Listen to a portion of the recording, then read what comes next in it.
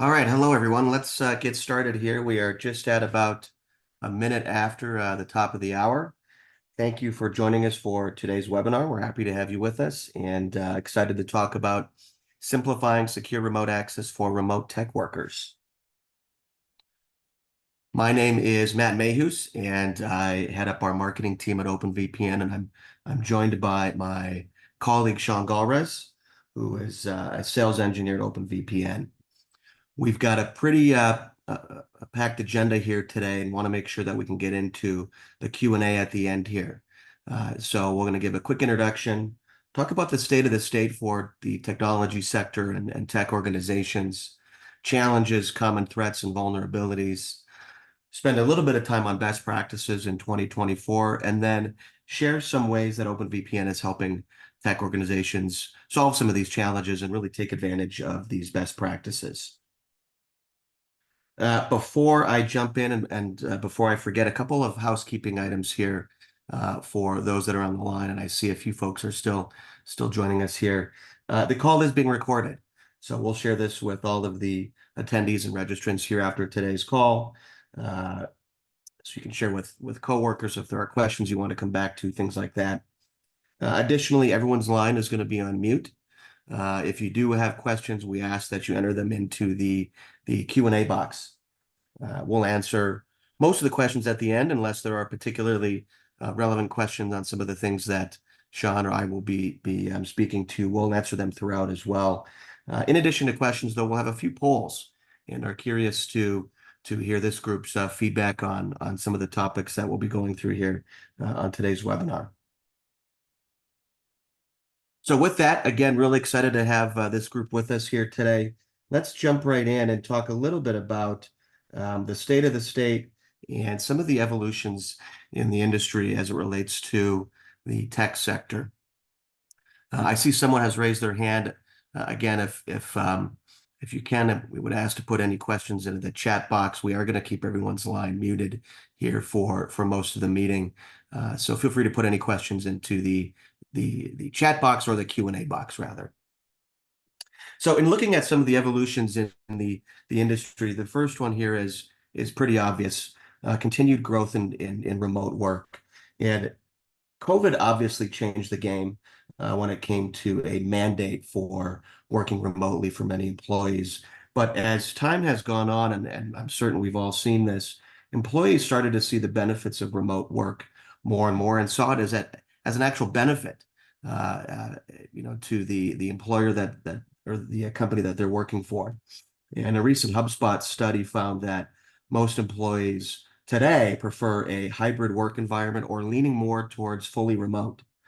And what this study, and we'll share this study as well, but what was even more interesting is that more and more employees are noting that if their current jobs took away their hybrid work opportunity or remote work opportunity, 66% said they would start looking for a job that offered more flexibility, or 39% they would just simply quit.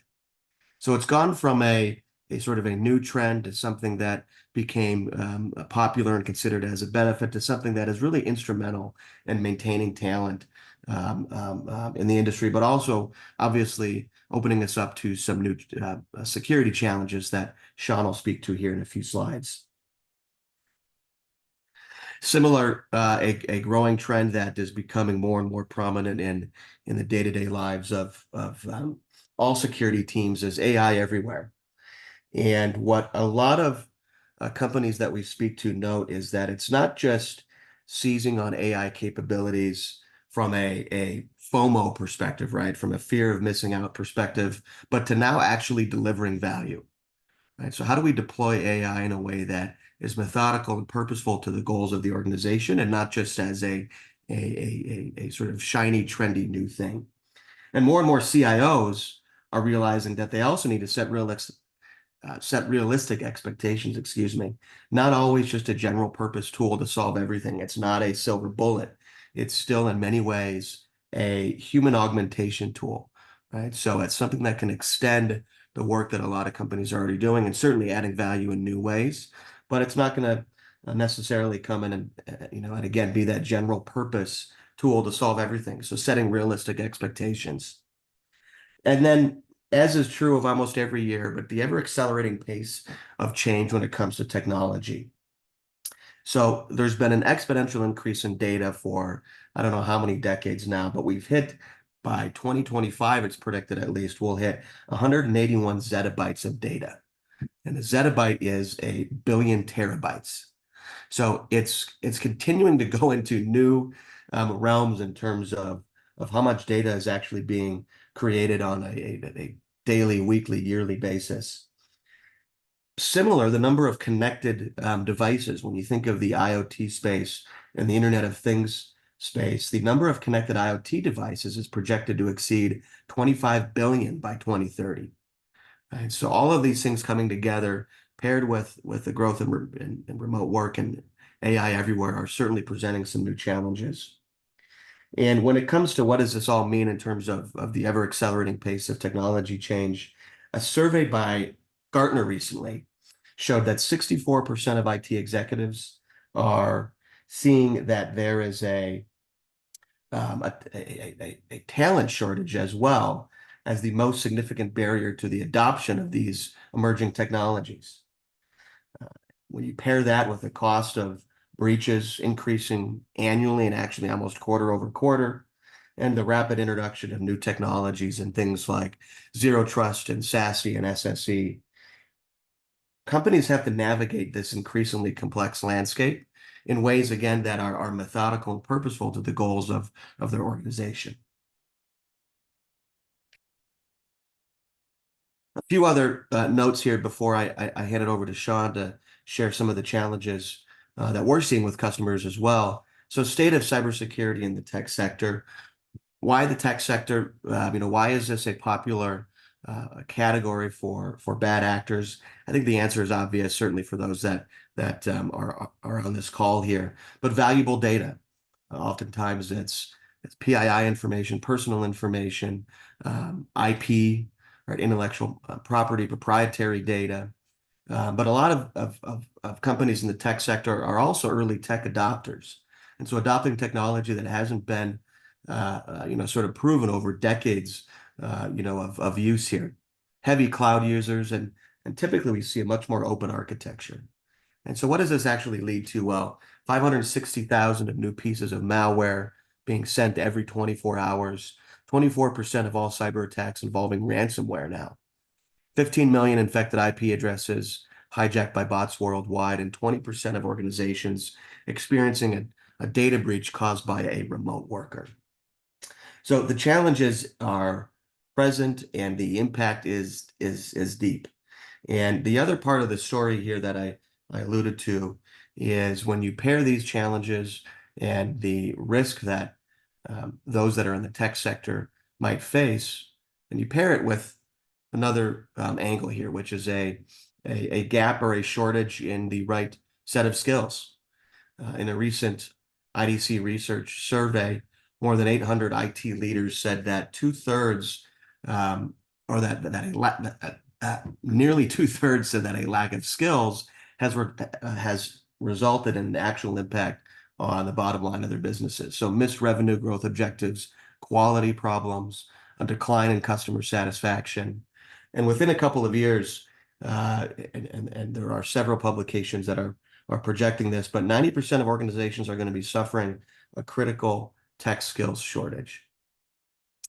And it's not, as you can see on the right, just about how do we attract the right talent. It's about educating professionals on evolving frameworks or new frameworks to protecting their businesses. It's about retaining these cybersecurity professionals. So it's not only just a matter of recruiting the right skills and talent, but continuing to educate and retain those professionals as well.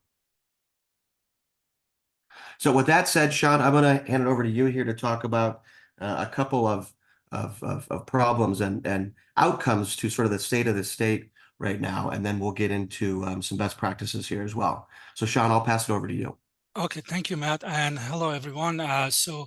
Before I jump into the product tour and give you a tour of our features of our products, as Matt mentioned, we're going to talk about very quickly for a couple of minutes about the security challenges that we're facing today. So if we look at the critical balance between securing privacy and data integrity while fostering innovation with mostly technology or tech organizations, we can see that this balance is crucial as company attempts to protect sensitive information without restraining their innovative capabilities. Now, some of the key points that I can mention, and you can see it on the screen here. First is securing privacy and data integrity without compromising innovation. So what that means is we have to safeguard personal data and ensure data integrity while still enabling creativity and development. Now, achieving this balance basically requires a very sophisticated security strategies that do not impede our innovation and developments. Now, navigating evolving frameworks is another key point that we can mention. Now, obviously, to better manage the balance between security and innovation, organizations are turning to advanced security frameworks such as ZTNA Zero Trust Network Access, Security Service Edge, or Secure Access Service Edge, or SASE. So basically what it is, ZTNA, as everybody knows, it's a model that assumes no one inside or outside the network can be trusted without verification.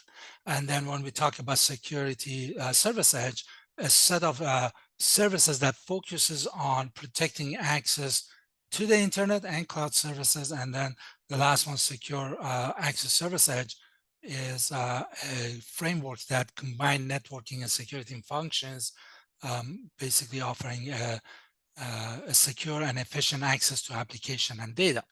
Now, you can see some of the statistics on the screen of what organizations that adapted or trying to adopt the SASE and SSE, and you can see what kind of effects it has on the organization. So basically, understanding and implementing these frameworks, or actually I can say evolving frameworks, will help organizations secure their operations while continuing to innovate and grow in a very competitive market these days.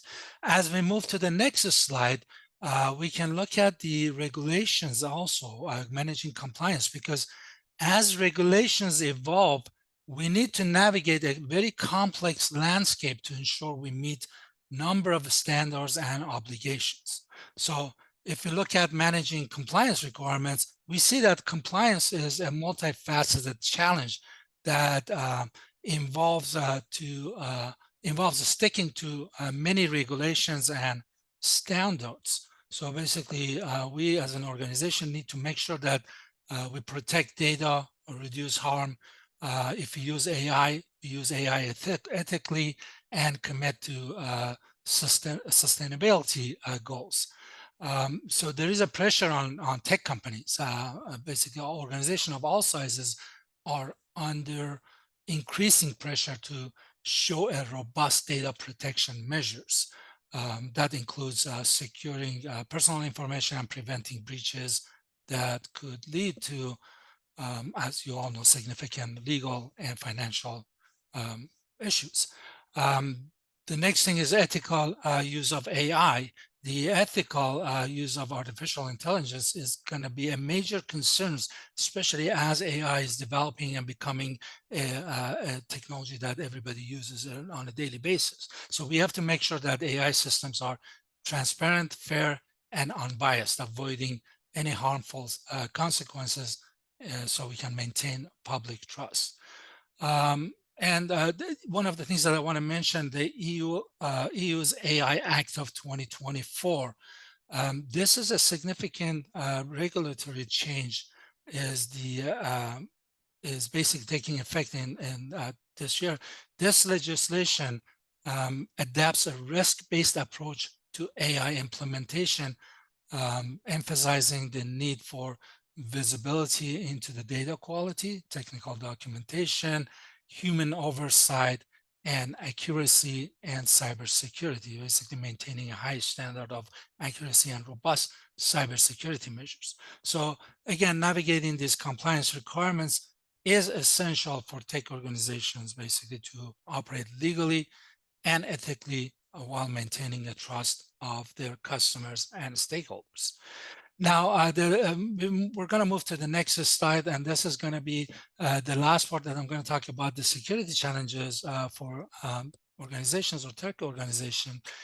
These days, as remote work becomes more prevalent, tech organizations encounter a unique set of security issues. So if we dive into the key areas of concern, obviously securing remote access is one, home Wi-Fi. Many employees rely on home Wi-Fi networks, which often lack the advanced security measures found in corporate environments. And that increases the risk of cyber attacks targeting these less secure networks. Then the new vulnerabilities, that's another things that we need to look at. I mean, there is a rapid shift to remote work that introduced a new vulnerabilities also. Cyber criminals are quick to exploit these weaknesses. Then telecommuting and security effects. Obviously, the rise in telecommuting has had significant security implications. Again, many employees use personal devices for work. They use different devices, multiple devices, and they're increasing the risk of data breaches and a spread of malware. And then the last part that I'm going to talk about here is the remote work related threats. The remote work has brought about specific threats such as phishing attacks targeting remote employees, the increased use of shadow IT, and challenges in enforcing security policy remotely that become everyday things. So understanding these challenges is basically crucial for maintaining the integrity and security of our organization, especially in a remote work environment. So let's go to the next slide. What we enable for our customers. If you look at our products, again, as I said, we're going to give you a tour of the products in a minute here. We deliver secure remote access anywhere. So whether you need to access private resources, SaaS application, or the internet, we can provide you a secure and easy remote access. If your company is transitioning into perimeter-based to zero trust net access, again, moving to a zero trust network access model is a journey. So it's not something that can be achieved overnight. But what I say is that this is a marathon, not a sprint. So our products support you at every stage of this transition. And again, when I do the product tour, you're going to see a little bit of some of the features that it becomes handy. It is cost effective. One of the significant advantages of using our products is either Cloud Connect or Access Server is ability to keep critical application isolated from the internet within your private networks. And this isolation reduces your attack surface significantly. So basically, in conclusion, OpenVPN as a company enables secure remote access from anywhere that support your transition to zero trust and helps you reduce your attack surface and attack surface cost effectively. Our solutions are designed to meet your security needs while ensuring an efficient access to your resources. So I'm gonna, Matt, I'm gonna share my screen. So what I'm gonna do is basically log into our or to my admin user interface of Cloud Connect first, and then second, I'm going to show you the Access Server. That's our self-hosted product. So the first one we're going to see, let me share the screen. Matt, can you confirm you can see the screen, please? Yep, we can see it. Okay, good. So this is our Cloud Connect. So this is a cloud-based product that we have. It's pretty simple. You sign up, you choose a cloud ID for yourself, and then right here you're on this portal, and you can start configuring things.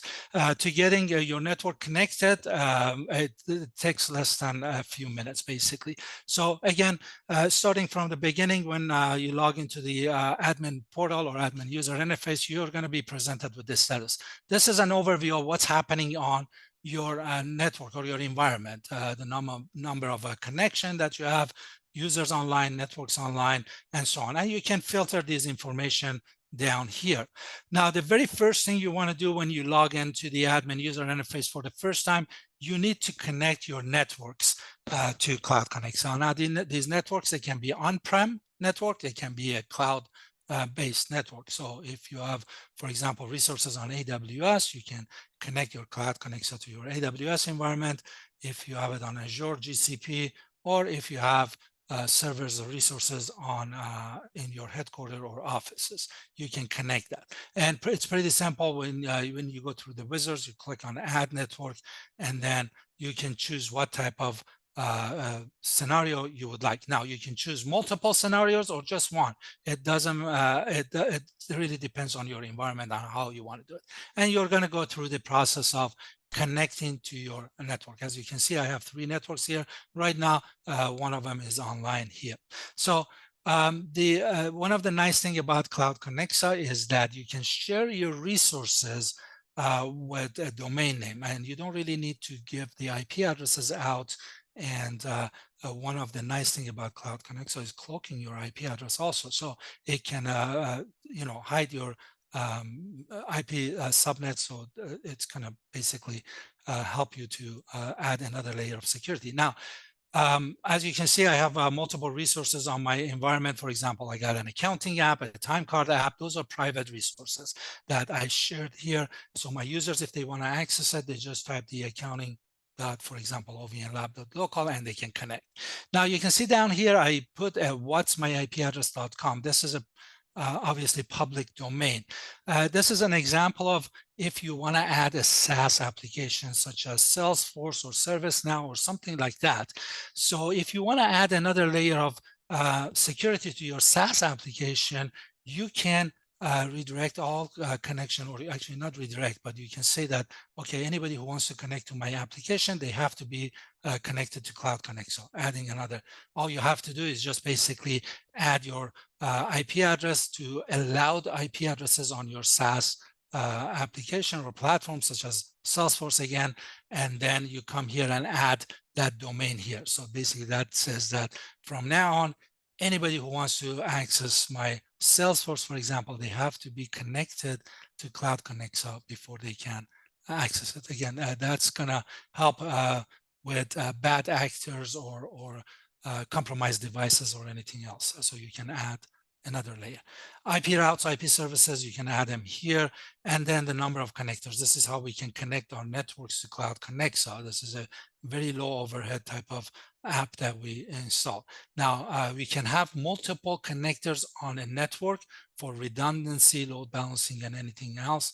And it's pretty simple to do that. You just click on Add Connector, you choose the region, you choose what network you want to add this connector to, and you give a name, and then you deploy it in your environment. Again, based on if you want to deploy it on AWS, GCP, or Azure, or Windows Server, or a Linux distribution, or compatible routers, or anything like that. So it's pretty simple to do so. Now, when it comes to users, you can use Cloud Connexa as your identity provider. Basically, you can see I have a number of users here, but at the same time, if you don't want to use this and you already have your identity providers such as Azure Entra ID or Active Directory or anything like that, you can use basically LDAP or SAML and configure those options here and use your own identity provider. Now, while I'm here in the user authentication field, you can see that SAML sign-on is here. It's disabled in my environment, but if I want to enable it, I can configure and enable it, and so as LDAP. At the same time, if I want to enable two-factor authentication, I can do this here, and then allow trusted devices. We can enable it here. Just click on edit, and you can change the configuration as you can see fit. Now, if you're using Cloud Connexa, we can create groups as well. The groups is basically we can assign people to different groups, and this works the same thing as anything else. Basically, if you want to create different permissions, different access, obviously we can use groups to create those policies. Now, when it comes to devices, one of the nice features with the Cloud Connect, so you can enable device identity and verification. What that means, it means that the users can only connect to your environment with an approved device or authorized device.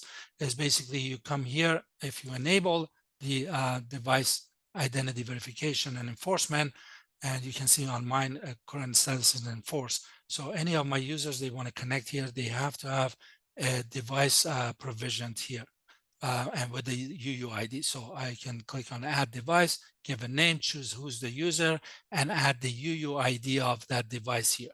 From then on, the user can only use that device to connect, and they can't connect to anything else or with anything else. Very quickly, access groups here. This is basically where we can create policies who can access what. Now, if you look at here, for example, I got the accounting. Basically, it says my accounting team or group can only access my accounting application, nothing else. So if anybody from my accounting try to access my time card, they get rejected or refused, so they won't be able to connect to my time card app. So this is where basically we can create policies or access policies for our resources based on user groups and to what networks and regions, and we got quite a few options that we can choose basically from destination or source to the destination. Access visibility, this is where we can see what's happening in our environment and look at the statistics, and if there is an issue or we want to drill down on anything, we can see those logs here. The time frame, you can choose 24 hours, last 7 days, and last 30 days. Once you choose any of those, then you can see what has been happening on your network. You can also filter it down by source group and other information such as devices and users and regions. When it comes to WPC, the default topology is full mesh. Obviously, if you want to use access groups, you want to change that to custom.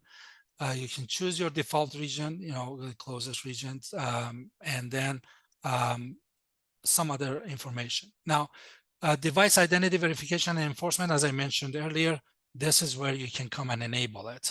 This is, again, it's a nice feature. It's very helpful to add another layer of security. Also, device allowances, how many devices per user you want to allow. You can choose that, and then the timeout and the profile distribution. If you use the applications, obviously you want to have DNS records available for those applications. You can add your own DNS servers if you would like to do so. If you don't have your own DNS server, you can just add the DNS records here in Cloud Connect. So basically, this was a quick overview of our cloud-based product, Cloud Connect. It's pretty simple. Once you log in or create your account on our website, basically you go to website, you click on get standard or started for free, and you can choose Cloud Connect. So 2 or 3 steps. We don't even ask for credit cards. So you can just go ahead, create your account and get full access to all features with, I think, 3 free licenses. So you can basically take advantage of that and test the environment and configure it and get it ready. The next product that I'm going to talk about is going to be the access server. That's self-hosted. But I want to see if there is any questions or Matt needs to add anything to this this section.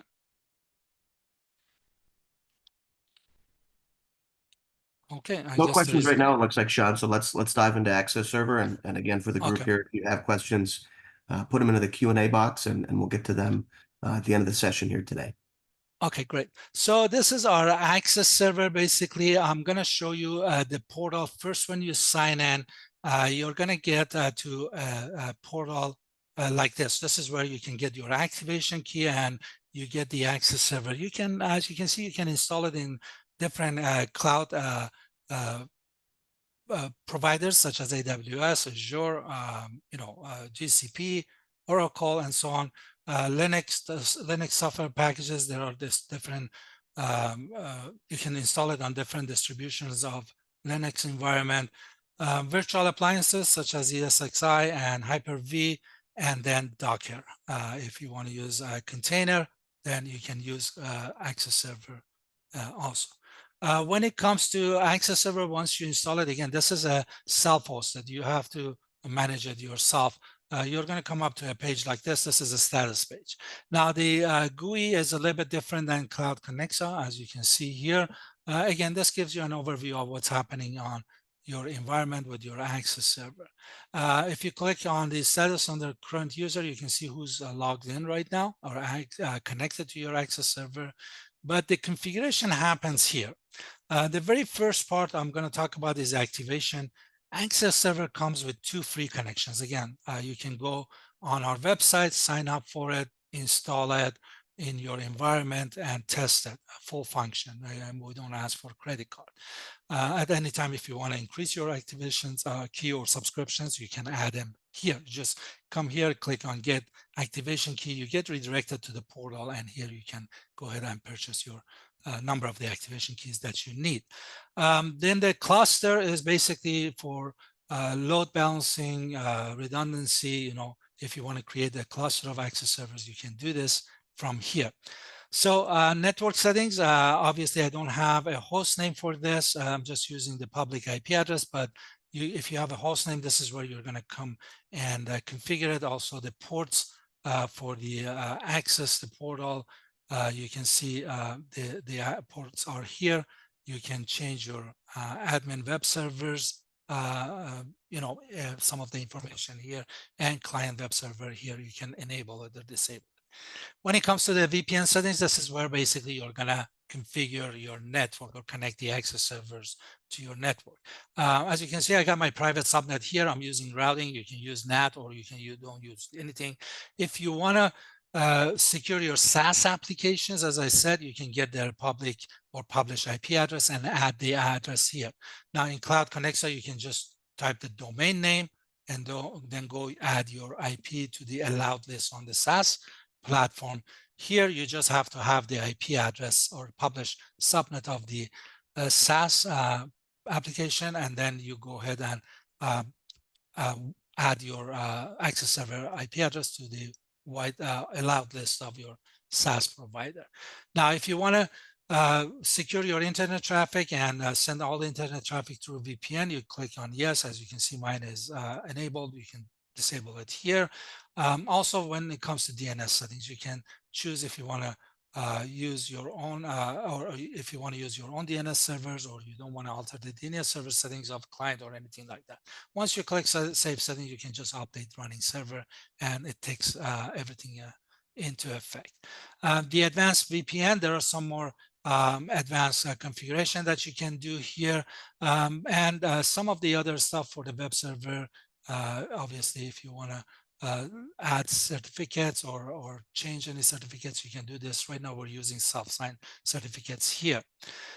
When it comes to user management, again, same as Cloud Connexa, you can have your access server to manage your users. As you can see, I have some users here, or you can actually not with access server, and you can have other identity provider and use SAML or LDAP to do so, and then group permissions here. Now, one of the nice thing about access server, certain permissions you can, or certain features you can set it up at the user level, at the group level, and or system level. For example, if I look at users, if I'm going to more settings on one of the users, you can see that this user, the authentication method is set up as default, which is my local, basically using access server. Now, if I had LDAP or SAML enabled here, I can choose my SAML here. I have SAML enabled actually here. So basically what this says, system-wide, all users, they're going to use a local to authenticate, but this user, Matt, is going to use SAML to authenticate into our access server. So this is one of the nice feature of access server. Now, again, this is at the user level. We can do the same thing at the group level also. When it comes to multi-factor authentication, same thing. We do have at the system level right now is disabled, but if I want to enable it at the user level, I can do this here, or I can do this at the group level also. So again, when I go to groups, you can see for the authentication, multi-factor authentication, everything else I can do it at the group level. Now, when it comes to authentication, this is where you can set your default authentication system. So I have right now local and SAML enabled, so I can use either one of these for default authentication system, but I can change it based on a group or users else. LDAP, you come here and you configure it. SAML, you come down here and you configure it. It's pretty simple. Some other options here, as you can see, password lockout policy, you can change those numbers here to make it a little bit more strict in your environment. As far as the access server, this is basically all you can see here. It's pretty simple to navigate through the admin user interface and configure things. Now, if we go back to slides, I'm going to stop sharing, Matt, if you can go ahead, go back to the slides.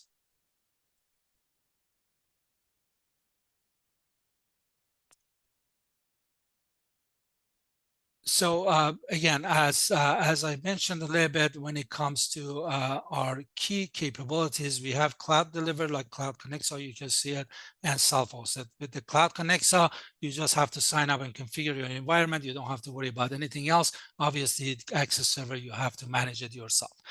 Network access with built-in security, usage-based cost-effective pricing, and I'm going to explain that a little bit in a second, and on-demand scalability. So it's pretty simple to add different connectors to, or multiple connectors to your Cloud Connector, or add users, take users off, or so on.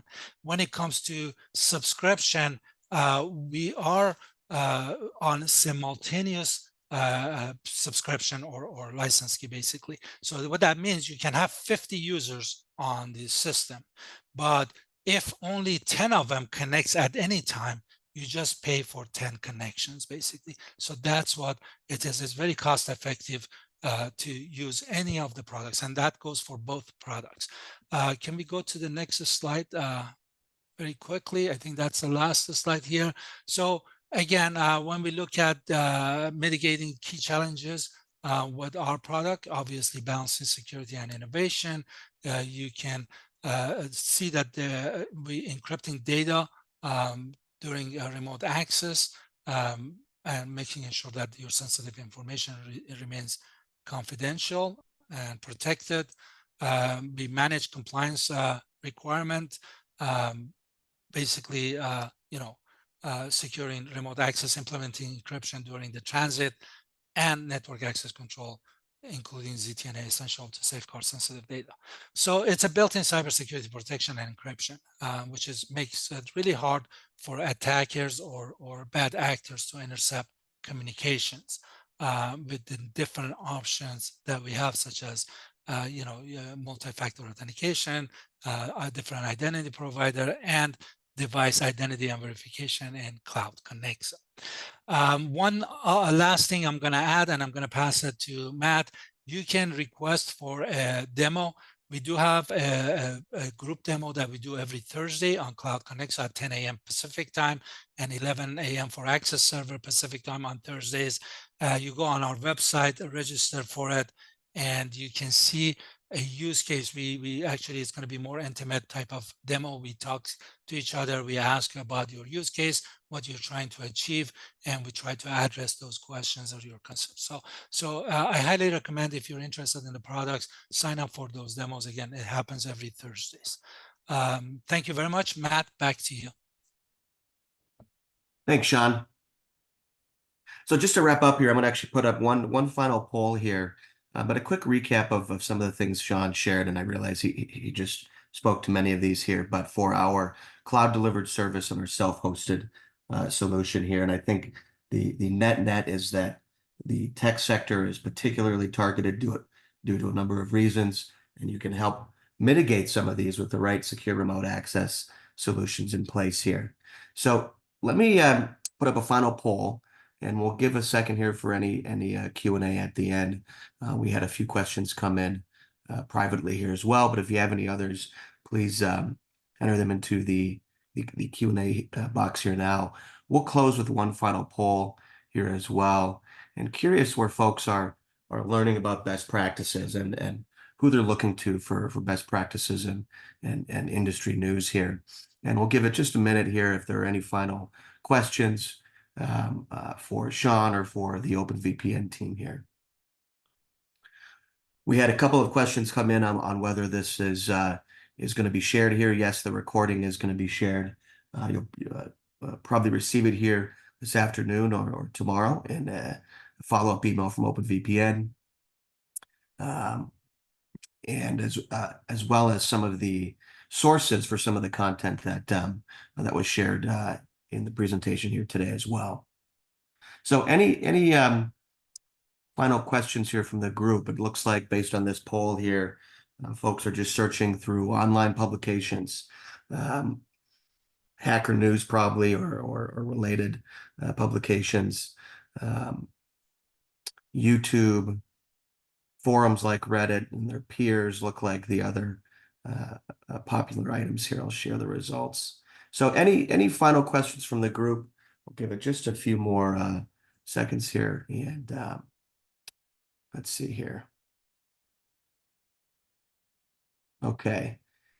Sean, a question here. Some ZTNA solutions price per user plus per connector.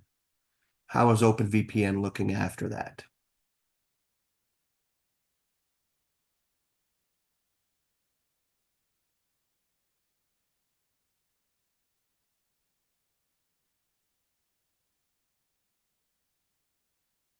Oh, Sean, did I lose you? So Sorry, I was on pricing. mute and I was talking. Yeah, I think Rita is typing the answer to that question also. One of the things that I mentioned during the presentation, our pricing is pretty simple. We don't charge for this or for that. It's just per connection. So you pay for connection number of connections that you use, and then you can use all the features that comes with the product, either with the Cloud Connect or Access Server. So that's basically it's very simple. Just you choose, and again, as I mentioned, you can have 50 or 500 users. It doesn't matter, as long as let's say 10 of them connect at any time. You just pay for 10 connections. So that's how our pricing is modeled. Let me see if yeah, and then one of the things that Rohit mentioned, a connector takes one connection. So let's say that Cloud Connector comes with 3 free connection. You connect your network and you use the connector. That's already one of your connection is gone. So you have 2 other connections to test the product, basically. So 2 users can connect at any time and test the product.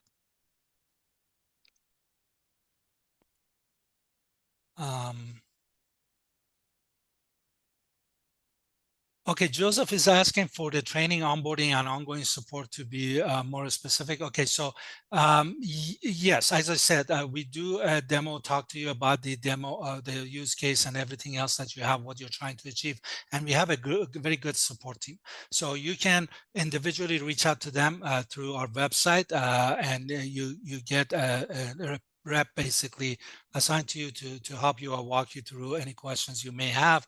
If you get on a demo on Thursdays, then we'll get you in touch with one of our success team members, and they can help you get onboarded and help you with any question and configuration issues that you may have. Also, we have a lot of instructional videos pretty much for every aspect or every feature of our products that we can provide you with those training as well. So we're not leaving you high and dry. We help you to get onboarded. We help you to get everything working fully for you, and make sure that you're happy with your product and connections, basically. I don't see any other questions coming in.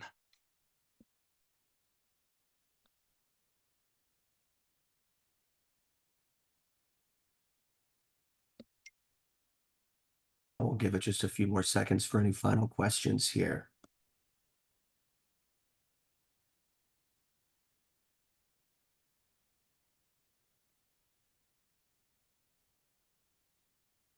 Okay, we have a question here, Sean, on restricting users. Can we restrict users to only connect from specific countries on Access Server? Like, I only want US and Canadian users to be able to connect. So that if I have SAML or Radius enabled, I don't want any attacker requests going to my identity providers. That's a good question.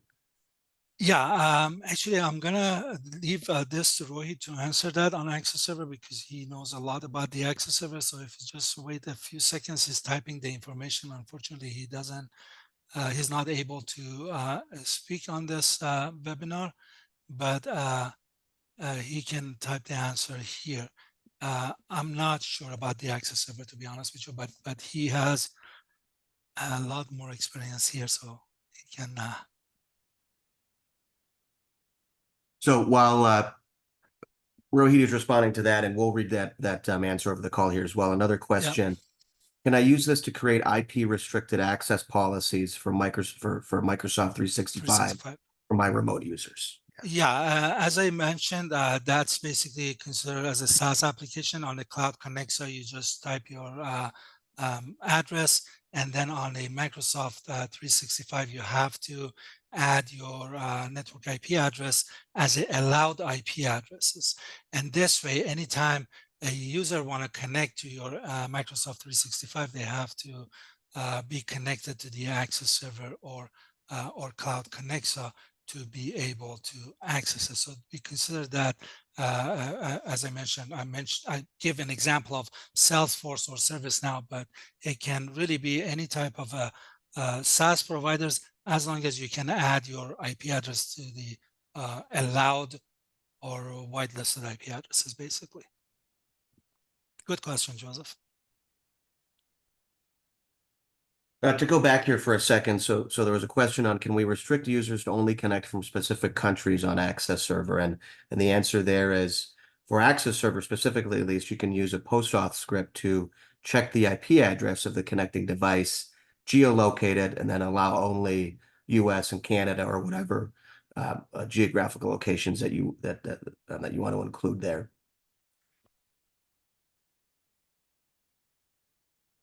Any other questions?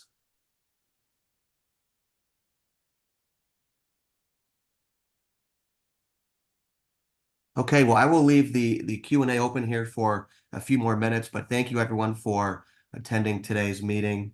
I'm excited to have you on here. If you do have any questions, feel free to enter them in here now, and we will reach out to you separately if there are more details we can add on this. But thank you very much, everyone, for your time. Have a great rest of your day and rest of your week.